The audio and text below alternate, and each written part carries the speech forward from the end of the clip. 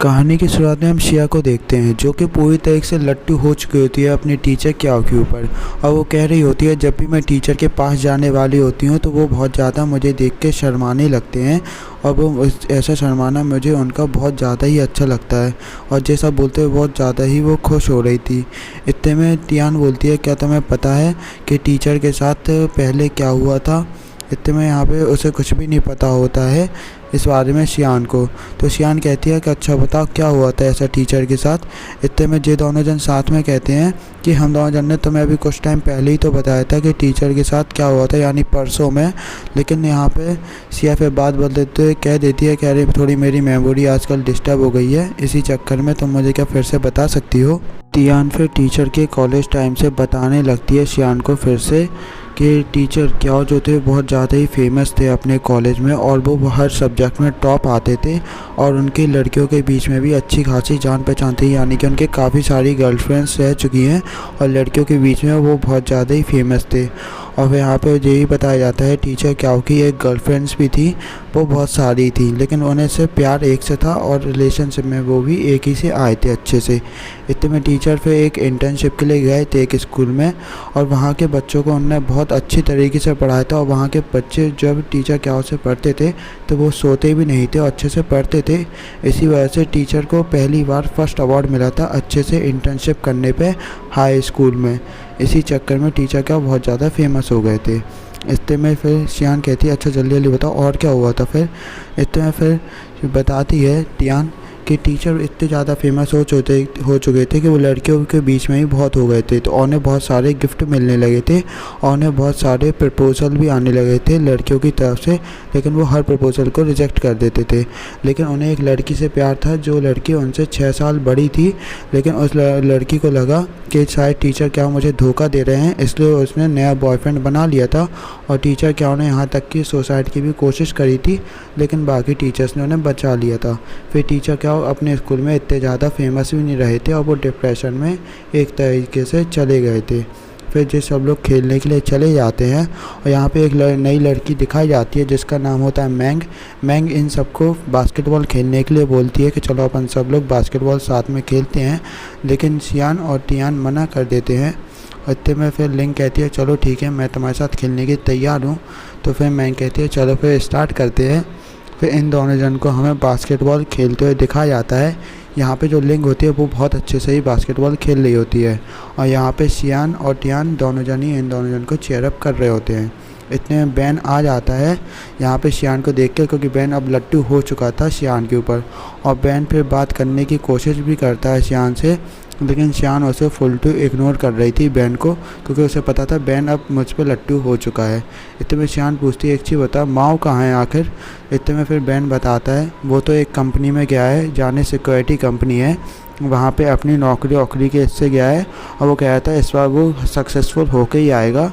इतने फिर यहाँ पे शियान बोलती है कि जाने उसके सर पे क्या भूत सवार हो चुका है, अब उसे जाने क्या चाहिए अपनी ज़िंदगी से। अब वो पास्ट में आ चुका है, इसलिए उसे अपनी गलती सुधार लेनी चाहिए। लेकिन बैन कुछ भी समझ नहीं पाता है, और बैन फिर से बात करने की कोशिश करता है शियान से कि क्या तुम फ्रूट जूस पियोगी या फिर कुछ तुम्हें खाने चलना है क्या मेरे साथ? लेकिन शियान नहीं सुनती है। तो बैन भी फिर लिंग को चीयर करने लगता है बास्केटबॉल खेलते हुए, और इन दोनों जन का बास्केटबॉल मैच भी बहुत अच्छे तरीके से चल रहा होता है।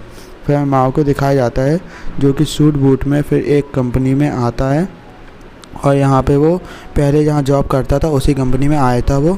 लेकिन वहाँ का जो मैनेजर होता है वो मना कर देता है मिलने के लिए अपने बॉस से, क्योंकि जो माओ था वो बहुत छोटा था, वो सिर्फ 17 साल का था अभी। लेकिन उसके बॉस शोर सुन के आ जाते हैं, तो माओ कहते हैं कि ज़रा मुझे आपसे थोड़ी बात करनी है, थोड़ी मैं आपसे बात कर सकता हूँ? तो उसके बॉस भी मान जाते हैं। फिर इन दोनों का मैच भी ख़त्म हो जाता है, और जो दोनों जन भी बहुत अच्छे से मैच खेले थे। मैंग कहती है लिंग से, तुम बहुत अच्छे से खेल लेती हो, इसलिए कीप इट अप। इतने में ये दोनों जन भी ऐसे ही चीयर अप कर रहे होते हैं। लिंक फिर जाती है सुपरमार्केट एक फ्रूट जूस पीने के लिए, लेकिन वहाँ पे जो वो फ्रूट जूस लेने वाली होती है वहीं पे एक और जन वो फ्रूट जूस ले लेता है। वो होती है और कोई नहीं, मैंग। और मैंग कहती है अच्छा तुम्हें अगर ये फ्रूट जूस इतना ही पसंद है तो तुम पी लो, लेकिन यहाँ पे लिंक बोलती है नहीं तुम इसे पी सकती हो। तो मैंग क्या करती है अपना थोड़ा सा पी के उसके बाद लिंक से कहती है लो तुम भी पी लो। तो लिंक भी बिना हेजिटेट करे वही फ्रूट जूस पी लेती है। उसके बाद फिर मैंग कहती है क्या तुम मेरे साथ तो बास्केटबॉल टीम में आना चाहोगी, क्योंकि तुम बहुत अच्छे से ही बास्केटबॉल खेल लेती हो। लेकिन लिंक मना कर देती है। लिंक कहती है मुझे पता चला है तुम लोग की टीम में एक बहुत खड़ूस सी कोच है, इसलिए मुझे उसके साथ नहीं रहना है, इसलिए मैंने उस नेस्टी गर्ल से दूर रहना चाहती हूँ। इतने में फिर मैंग कहती है अच्छा मैं इतनी ज़्यादा नेस्टी कब से हो गई जो तुम मुझसे इतना दूर रहना चाहती हो। लेकिन लिंक कहती है नहीं नहीं ऐसी कोई बात नहीं है। फिर लिंक समझ जाती है यही बास्केटबॉल की कोच है। फिर मैंग कहती है सोच के तुम मुझे बताना। इतने में फिर हम माओ को देखते हैं जो कि कंपनी में आके अपना आइडिया बता रहा होता है, लेकिन उसका आइडिया जो होता है बहुत ज़्यादा ही एडवांस होता है, क्योंकि वो बहुत फ्यूचर से आया था, उसे सब कुछ पता था अपनी इस कंपनी के बारे में। इस चक्कर में उसका आइडिया बहुत एडवांस था और इतनी टेक्नोलॉजी भी आगे नहीं बढ़ी थी। तो वहाँ का जो बॉस होता है उसका आइडिया सुन के बहुत ज़्यादा हंसने लगता है और कहता है बच्चे हो अभी तुम, लेकिन तुम्हें इतनी ज़्यादा नॉलेज है, इससे मैं खुश हूँ, लेकिन तुम्हारी बच्चे और तुम्हारा आइडिया काम के नहीं है। और बेचारे को धक्के मार के वहाँ से बाहर निकाल देते हैं बेइज्जत करके। इसमें हम टीचर को देखते हैं जो क्लास में आते हैं, और यहाँ पे जैसे ही टीचर क्लास में आते हैं तो यहाँ पे शियान तो बिल्कुल ही से लट्टू हो जाती है टीचर पे। फिर टीचर कहते हैं अच्छा एक चीज़ बताओ माओ कहाँ है। इतने बैन कह देता है झूठ कह के कि वो अभी टॉयलेट गया है सर, बस वो थोड़ी देर में यहाँ पे आने वाला होगा क्लास में। तो टीचर क्या कहते हैं अच्छा ठीक है एक आर्ट परफॉर्मेंस कंपटीशन आने वाला है तो तुम सबको उसमें पार्टिसिपेट करना है। तो कौन कौन पार्टिसिपेट करना चाहता है। तो सब लोग लिंक का नाम लेने लगते हैं, क्योंकि लिंक बहुत अच्छे से हर कंपटीशन को जीत लेती थी उस टाइम पे। इतने में टीचर कहते हैं अरे लिंक तो रहेगी ही साथ में, लेकिन तुम में से किसी और को भी तो कंपटीशन में पार्टिसिपेट करना चाहिए ना, ऐसा थोड़ी ना होता है हर कंपटीशन में लिंक ही जाएगी। तो इसलिए माफ़ी अपना भी हाथ उठा देती है टीचर क्या को इम्प्रेस करने के लिए कि सर मैं भी इस कंपटीशन में पार्ट लेना चाहती हूँ। तो टीचर क्या भी हाँ कह देते हैं। इतने माँ फिर क्लास में आ जाता है ना, टीचर से बिना परमिशन लिए, और टीचर भी कुछ नहीं बोलते हैं। और जैसे ही शियान ने माँ को देखते हैं उसका मुंह बन जाता है, लेकिन जैसे ही वो टीचर को देखती है तो बहुत अच्छे तरीके से हंसने लगती है टीचर को देख के।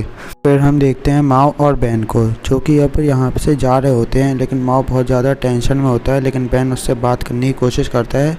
माओ लेकिन यही सोच रहा होता है कि क्या मुझे अपने 17 साल की उम्र से फिर से इतना ज़्यादा स्ट्रगल करके अपनी वही पोजीशन फिर से हासिल करनी पड़ेगी क्या। इसी बात से बहुत ज़्यादा परेशान होता है।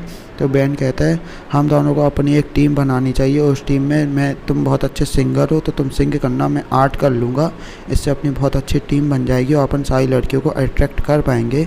इतने वहाँ पे शियान भी आ जाती है। तो फिर बैन उससे ही पूछता है क्या तुम हमारी टीम में आना चाहोगी, अपन दोनों जन बहुत अच्छी तरीके से सब लोग परफॉर्मेंस करेंगे। लेकिन शियान मना कर देती है कि मैं तुम्हारी टीम में नहीं आना चाहती हूँ। तो बैन इस बात से बहुत ज़्यादा शौक होता है कि शियान कैसे मना कर सकती है, वो तो माओ की एक टाइम पे गर्लफ्रेंड थी। लेकिन शियान कहती है अरे यार तुम जैसे बड़े लोगों के साथ हम लोग का आना कैसे हो पाएगा, अब तो तुम लोग कंपनी में भी जॉब करना चाहते हो और बहुत सक्सेसफुल मैन बनना चाहते हो। फिर यहाँ पे माओ कहता है आखिर तुम कहना क्या चाहती हो, सीधी सीधी बात किया करो। इतने में फिर यहाँ पे शियान बता देती है कि अब तो तुम मैच्योर हो चुके हो, लेकिन मैं छोटी बच्ची हूँ अभी, इसलिए तुम मुझे इतना ज़्यादा ऐसे नहीं बोल सकते, अब तुम मैच्योर हो गए। एक तरह से वो टीज़ कर रही थी माँ को, और बैन को तो बेचारे को कुछ समझ नहीं आता है, वो तो इन तीनों जन को बुलाते ही रह जाता है। इतने में फिर यहाँ पे बैन आके कहता है भाई तुम पहले बहुत अच्छे थे, पता है तुम्हारी वजह से मेरे पीछे भी काफ़ी सारी लड़कियाँ पड़ी रहती थी, क्योंकि तुम पूरे समय लड़कियों में बहुत ज़्यादा ही फेमस थे। अब जाने लेकिन तुम्हें क्या हो गया है, तुम किसी भी चीज़ में पार्टिसिपेट करके लड़कियों को अपनी तरफ अट्रैक्ट ही नहीं कर रहे हो। ये बात सुन के माओ को अच्छा लगता है कि वो लड़कियों के बीच में फेमस था। लेकिन यहाँ पे बैन कहता है अब तुम्हें कुछ ना कुछ तो करना पड़ेगा फिर से लड़कियों के बीच में फ़ेमस होने के लिए, क्योंकि मैं तुम्हारा एक लौता दोस्त हूँ और मैं बहुत ज़्यादा पॉपुलर होना चाहता हूँ। इतने फिर इन तीनों जन को देखते हैं। यहाँ पे ये तीनों जन यही बातें कर रहे होते हैं कि आखिर हमें प्रैक्टिस कहाँ करनी चाहिए आर्ट परफॉर्मेंस की, क्योंकि किसी के पास भी कोई भी जगह नहीं होती है प्रैक्टिस करने के लिए। तो शियान कहती है अच्छा चलो मैं एक जगह दिखाती हूँ। फिर शियान उसी होटल में ले आती है जहाँ पे वो जॉब करती थी फ्यूचर में। उतने में शियान कहती है चलो ठीक है, अपन यहाँ पे जाकर प्रैक्टिस करेंगे और बहुत अच्छे से अपना एक कंपटीशन जीतेंगे। लेकिन ये दोनों जन कहती हैं टियाना और लिंग कि यहाँ पे हमें घुसने भी दिया जाएगा क्या। लेकिन शियान कहते हैं चलो फिर से 17 साल की ज़िंदगी जीते हैं। अंदर घुस जाती है। यहाँ पे रिसेप्शन पे एक लेडीज़ खड़ी होती है और यहाँ पे टियान और लिंग उस लेडीज़ को डिस्ट्रैक्ट कर लेते हैं, जिस वजह से शियान फिर वहाँ से वीआईपी वाला रूम कार्ड का की कार्ड उठा लेती है और बहुत ज़्यादा ही खुश होती है।